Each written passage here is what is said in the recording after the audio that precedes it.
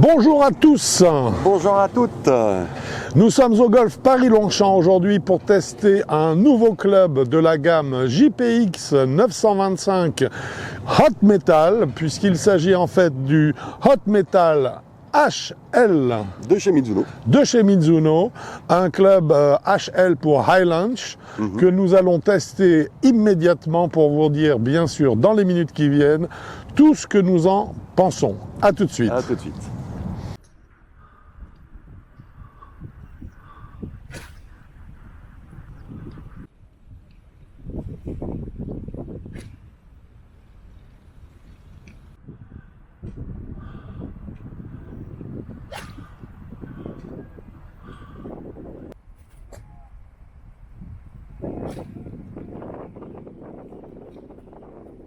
Eh bien, ça y est, mon cher Quentin. C'est fait.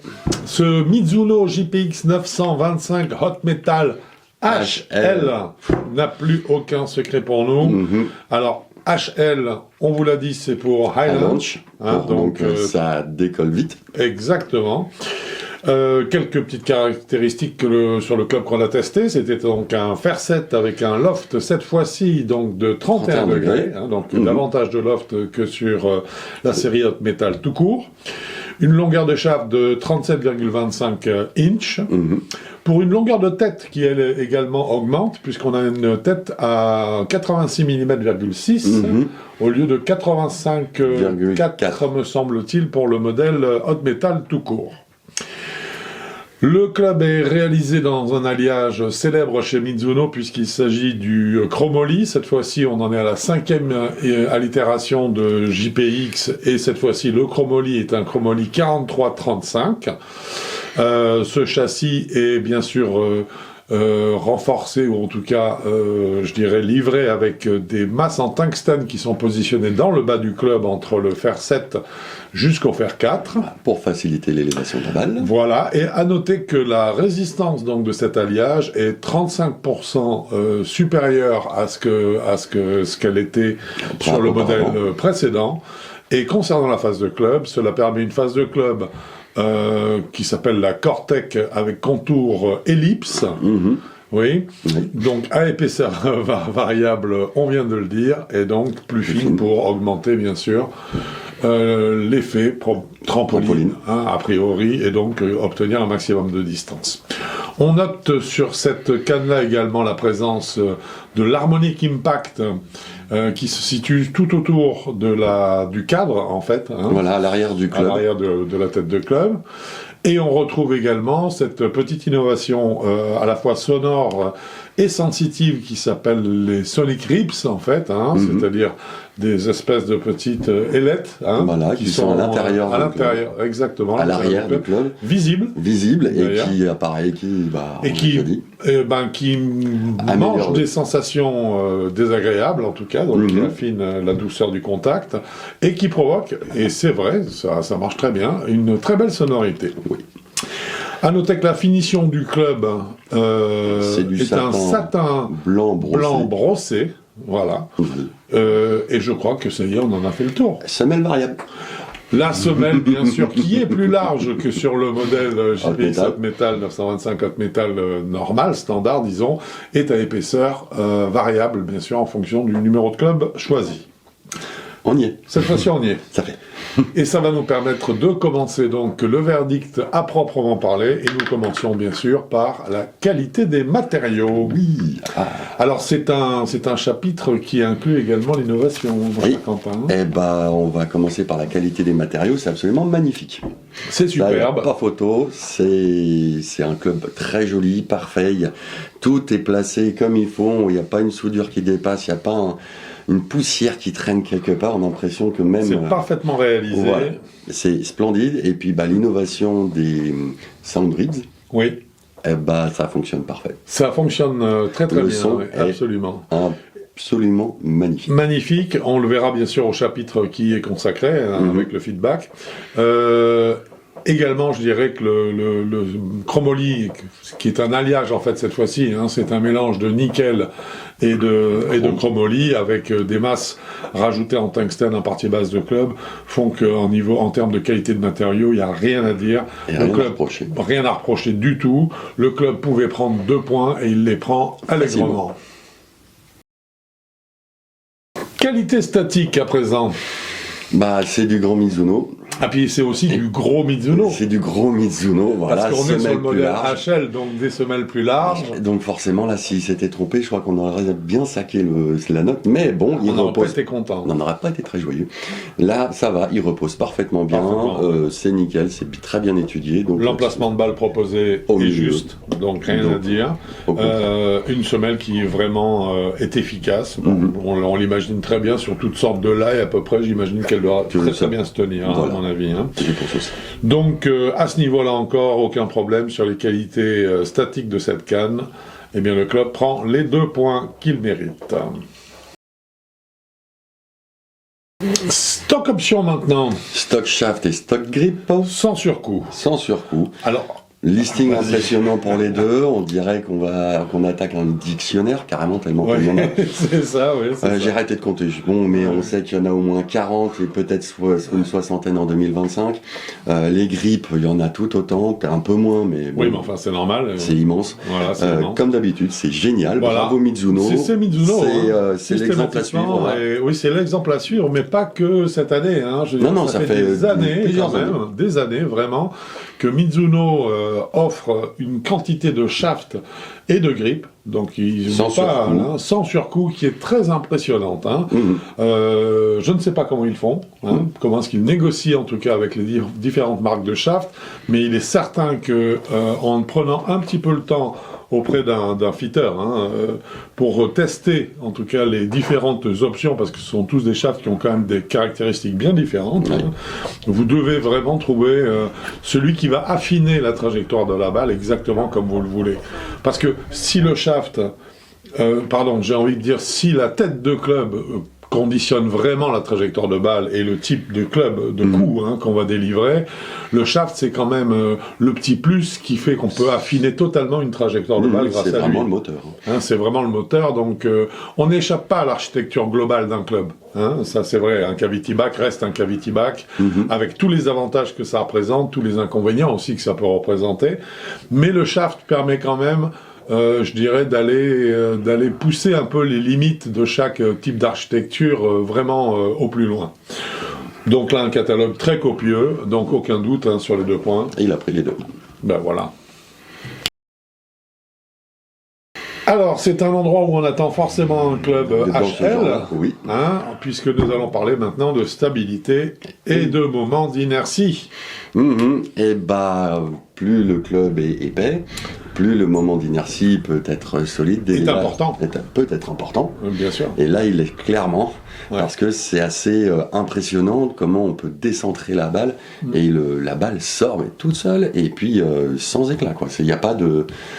C'est bien recadré, puis surtout les trajets. Enfin, on sent qu'on peut avoir vraiment confiance en ce club qui est facile à jouer, parce qu'il est super stable.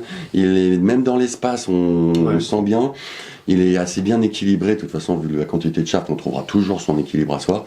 Là-dessus, moi, j'ai été impressionné par la stabilité du club. Moi aussi, et par effectivement, tu l'as dit, la zone autour du sweet spot. Dans laquelle on pouvait prendre la balle sans qu'il n'y ait de changement, ni de sensation, ni de trajectoire de balle surtout. Clairement. Parce que ça, c'est le gros progrès en fait de ces derniers mois. C'est en termes de tolérance, c'est de faire que la différence de distance, par exemple, entre un coup qui est vraiment centré et un coup qui le soit moins, soit aussi faible que possible. Et là, le club y arrive parfaitement, sans qu'il y ait donc de dégradation de la qualité d'impact, de la sensation d'impact en tout cas. En tout cas de dégradation sensible, je dirais. Donc à ce niveau-là, ce club nous a impressionnés, c'est certain. C'est un club qui pardonne beaucoup, donc le moment d'inertie est important et il fonctionne bien, il est efficace. Donc sur les 2 points. Il a pris les 2. Et ben voilà. On adore ton rythme.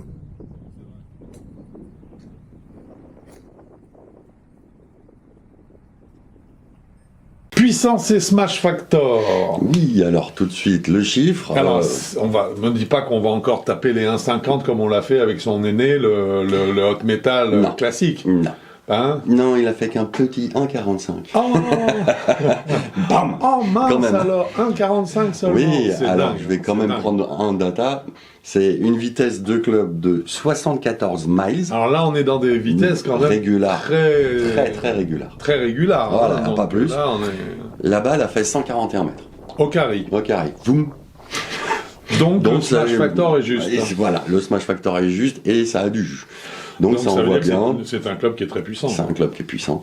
Donc forcément, avec tous ces chiffres-là, le club a pris 2 points. Oui, alors intéressant quand même, oui. Un petit bémol qu'il faut bien, enfin pas un bémol, mais une précision qu'il faut apporter, c'est que, alors, 1,45 de smash, soit, la distance par contre 141 mètres de carré à 74 miles, c'est énorme. C'est beaucoup. Ah, on est d'accord. Oui, on est d'accord. Mais surtout, ce qui est formidable, c'est de le faire avec une tête de club dont le loft est augmenté. Oui, elle est plus près des 30, elle est à 31 degrés, elle est plus près des 33 et puis à 28. Donc là, on arrive quand même à quelque chose de très intéressant. C'est que Mizuno réussit avec ce JPX 925, même dans le modèle HL, à ne pas miser, ou en tout cas à ne pas trouver toute la puissance de la canne par une diminution du loft, puisque là, en fait, on va commencer à se rapprocher, entre guillemets, du loft standard des années 65, quoi, des années 70 maximum. 33 degrés. Hein. Voilà, là, on est à 31 degrés, hein, donc on a cassé la barre, on revient au-dessus de la barre des 30, donc, entre guillemets, ça doit créer que de la hauteur et pas de puissance, ou moins de puissance. Et là, on se rend compte quand même qu'on a des chiffres qui nous prouvent le contraire. Ouais. Donc, les 2 points dont tu viens de parler et qu'on a attribués à ce chapitre-là sont loin d'être volés.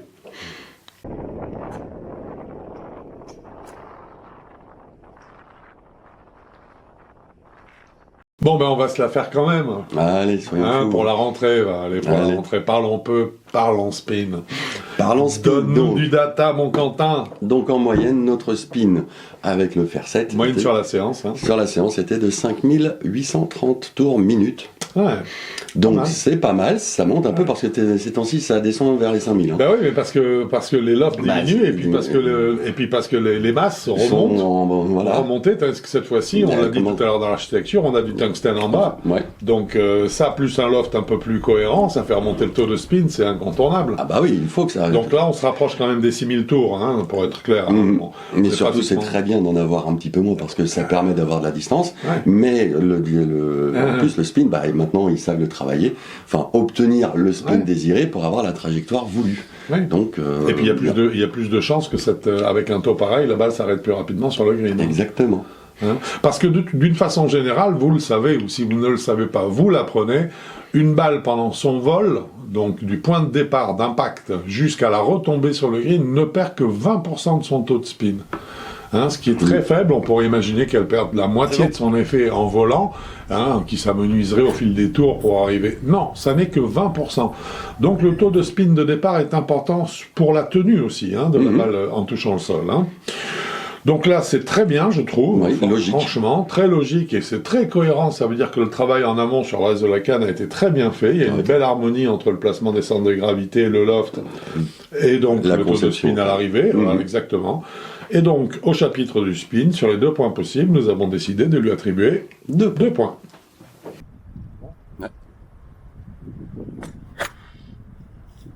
Un chapitre qui compte énormément, qui est peut-être celui qui compte le plus d'ailleurs. Bon, ça dépend, il y a nos sensations. Exactement. C'est celui de la trajectoire de balle. Alors, qu'est-ce que tu nous en dis, Quentin? Alors, l'angle de décollage est à 20 degrés et l'apex est à 27 mètres. Bon, alors ça veut dire que c'est pas un super HL que ça. Quoi, non, mais par contre, nous, ce qu'on a vu sur les trajectoires, c'est que tout de suite, la balle volait assez vite vers le ciel. Oui. C'était pas une trajectoire super tendue. Alors non, pas exponentielle. Voilà, et surtout pas exponentielle. Ouais. C'était un petit peu plus arrondi que ce qu'on connaît. Pas trop, pas trop, mais ça gênant. Non, mais justement, c'est légèrement plus qui fait qu'on le voit. Ça, on l'a vu. Voilà, on l'a vu plus haut. Mais c'est pas pénétrant, mais ça avance bien. Mais tout de suite, on se dit, ah oui, un peu plus haut. Et c'est quasiment un petit, c'est pas une balle qui va tomber et s'arrêter. Non. On voit ce léger arrondi par rapport au hot metal normal, où là, on voit vraiment une petite différence, enfin, on voit la différence de trajectoire, mais on voit pas une trajectoire complètement en ballon où la balle pompe, parce que ça plante derrière. Ouais. Je l'ai trouvé, ça se voit tout de suite que c'est un peu plus haut et c'est super agréable. Mais moi, j'ai trouvé ça agréable, voilà, Ouais. exactement, ouais, parce que ça donne beaucoup de confiance. Bah et puis oui. on sent que quelque part, même dans des lails un peu haut, quoi, un tout petit peu haut, elle va sortir vite fait de l'herbe. Elle va Ouais. pas rester là à frôler le gazon, non, non, gazon tout de pendant. suite, elle sort. Non, tout de suite, hop, elle jaillit, elle sort, mais la trajectoire reste. Alors personnellement, je supporte pas le ballooning. Hein. Ah, moi non plus. Les trajectoires bombées, pour moi, c'est insupportable. C'est pas du golf. C'est affreux. Je trouve ça visuellement affreux. Et là, il y a une courbe dans la trajectoire, tu viens de le dire, mais elle n'est pas du tout ballonne. Il n'y a pas de ballonning. Non, il n'y a pas de ballon. Hein, donc c'est une très belle trajectoire. Moi, j'ai trouvé pour ce type de club, pour l'architecture et la vocation de la canne, cohérent. je l'ai trouvé superbe. Ah oui, ça Exactement. c'est clair. Pour moi, il y a une cohérence absolue entre la trajectoire et le public visé. Et l'Apex, Et l'appel, j'ai dit 27 mètres. bah voilà, donc c'est pas un peu- 35 mètres. c'est Voilà. un peu bas. Hein, Ah bah, je dirais, après, on pour a un adapté la HL. vitesse, n'oublie pas. Hein. Mais oui, on était sur du 75 miles en gros, donc c'est très très Parce raisonnable. que, oui. C'est logique hein, que l'Apex ne monte pas plus, il monterait plus haut si la vitesse était plus grande et la portée de la balle donc plus importante.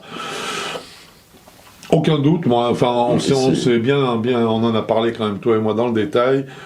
Aucun doute pour nous sur les deux points que le club pouvait prendre pour la trajectoire de balle, et ben il les a pris. Exactement. Une fois. Exactement.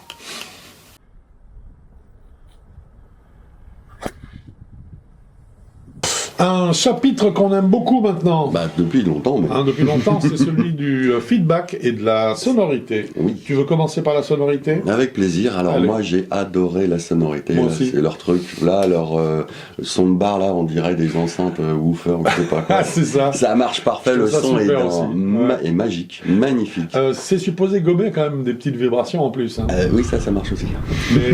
Mais alors là, au niveau Mais sonorité, au niveau c'est un sonorité, carton c'est plein. tombé parfait, je- pile poil, c'est magnifique. Ça reste très personnel, hein, parce qu'une fois de plus, c'est l'appréciation d'un son. Oui, mais ça claque. Certains, mais en ce qui nous concerne en tout cas, tous les deux, premier coup tapé, ça y est, grand sourire en se disant Youpi, enfin, ouais, des cannes intéressantes. le son nous parle bien, quoi. Voilà. Je veux dire, hein, c'est agréable. Hein. Tout à fait. Donc le son, zéro faute, bravo pour l'innovation parce que ça marche très bien. Oui. Et le feedback alors. Ah, le feedback, hélas, là, bah, justement, plus un club est tolérant, c'est la conception même des clubs, plus un club est tolérant, et celui-là il est, moins on a de sensations de retour. Ouais. Donc on sent les zones d'impact, Ouais. mais savoir précisément où je l'ai tapé, non. Voilà, on sent bien les zones. On sent en haut à droite, en bas à gauche, en haut à gauche. On sent toutes ces zones-là. Par contre, à l'intérieur de chaque zone, vraiment délimiter l'endroit où ça a été pris, c'est plus difficile. C'est beaucoup plus difficile. Donc là, il y a une lacune, tu l'as dit, cette lacune, elle n'est pas liée à la construction de la canne, elle est liée au concept de la canne. Alors là, jusqu'à ce qu'ils nous trouvent un nouveau matériau qui va être capable Ouais. de faire les deux en même temps. Alors fais attention parce que, allez, je le dis comme ça, mais il y a un truc qui arrive, là, c'est une révolution. À mon avis, ça sera interdit par Saint-Andrews rapidement, je ne vous en dis pas plus. Il s'agit d'un métal en tout cas. D'accord. Mais je ne dirai rien de plus pour l'instant. Donc effectivement, ce feutrage est lié quand même à l'architecture, à la conception intrinsèque de la canne. On peut pas y échapper, donc ce club-là n'y échappe pas plus. Et non, Hein? pour l'instant non. Donc ce qui fait qu'effectivement, là, on a dû sanctionner et on ne doit pas pu attribuer de points. Non. C'est dommage parce que la sensation de toucher est très bonne. Le son est très bon, hein, donc ce sont deux bonnes indications. Mais par contre, la résonance donc de la balle dans le club est excellente, la sensation est très agréable. Par contre, l'identification ne peut pas dépasser les zones majeures qui se trouvent autour du centre de la phase de club. Donc, fort de cela, nous avons décidé d'attribuer 1,25 au chapitre du feedback et de la sonorité.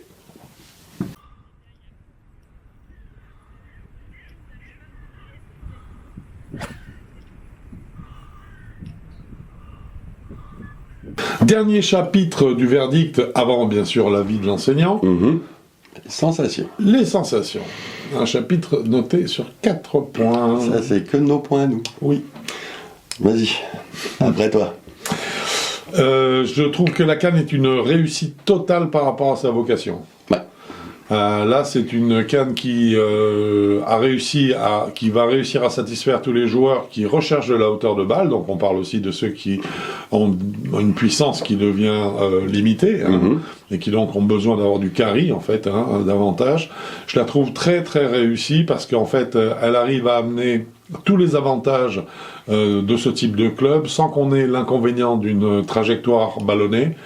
Donc la trajectoire reste belle, elle reste noble, je dirais, donc ce qui est bien pour un cavity back comme ça.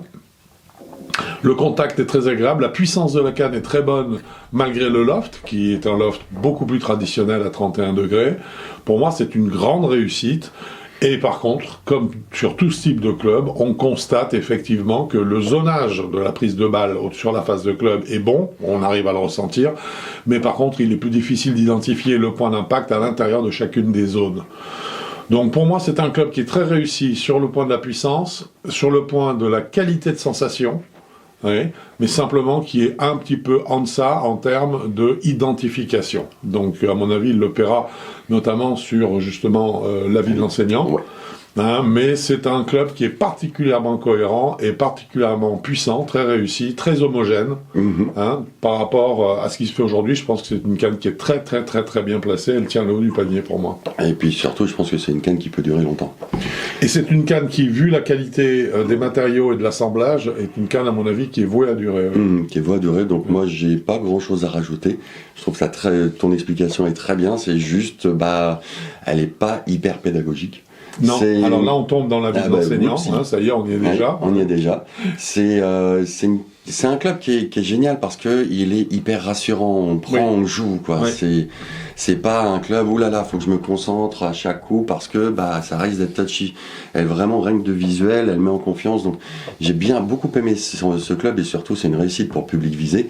Après l'inconvénient du manque de sensation, du manque de toucher, de feedback, c'est un petit peu ça le reproche qu'on peut lui faire. Le reproche qu'on peut lui faire, c'est tout. Je suis totalement d'accord avec toi. C'est un club qui va avoir l'avantage, par contre, à mon avis, d'un point de vue pédagogique, qui va avoir l'avantage de définir un peu plus pour le joueur son taux d'exigence. Parce qu'en fait, il va se retrouver avec un cavity back qui fait des trajectoires hautes, enfin relativement hautes, mais d'une telle qualité qu'il lui sera difficile ensuite de revenir sur des... Ah, complètement. Et donc, c'est quelque part, c'est une de ses qualités pédagogiques, c'est qu'il va l'inciter à aller chercher du matériel qui va le rapprocher de plus en plus de ce type de trajectoire, voire les affiner encore, pour donc déboucher sur du matériel vraiment réservé aux meilleurs joueurs, en fait. On est d'accord.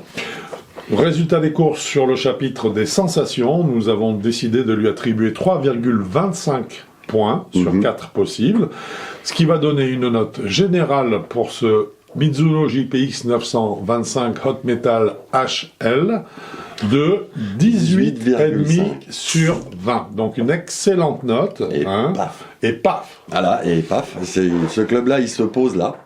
Ah ça, il se pose bien. Il se pose bien là. Allez, une gamme de joueurs. Là, c'est un râteau même. C'est tellement large. C'est plus une gamme, c'est vraiment un râteau. C'est du 19 jusqu'à non classé. C'est exactement ça. C'est une première série sans aucun souci, après la demi-série de début. Waouh. Attention, si vous commencez avec ça, ensuite vous allez devenir très exigeant, parce que pour trouver mieux, jusqu'à ce que vous ayez atteint le niveau qui fait que vous avez avec une régularité, type d'architecture, ça va être difficile. Niveau trajectoire, ça va un peu vous... Ça va, vous allez être là. Bien. Difficile de trouver mieux, je pense, pour des clubs qui ont cette vocation de tolérance et de facilité de mise en jeu. Y a-t-il un prix? Oui. Mais donne-le-nous, mon cher Quentin. Et comme Mizuno, une autre chose qu'ils font très bien, c'est ajuster le prix entre acier et carbone. Oui, puisque c'est le même. Voilà, c'est le même. C'est 195 € la canne. On en parle, moi je trouve ça très bien. Ils ont en dessous des 200. En dessous de 200 aujourd'hui, où tout augmente. Voilà. Je trouve ça très bien. Vraiment très très bien, quoi. Très raisonnable. Tout nickel. Ce test est dorénavant terminé. Merci de votre attention, mon cher Quentin. On se retrouve bientôt sur un terrain de golf. Ou sur avigolf.com. Par exemple. Bon golf à vous. Au revoir.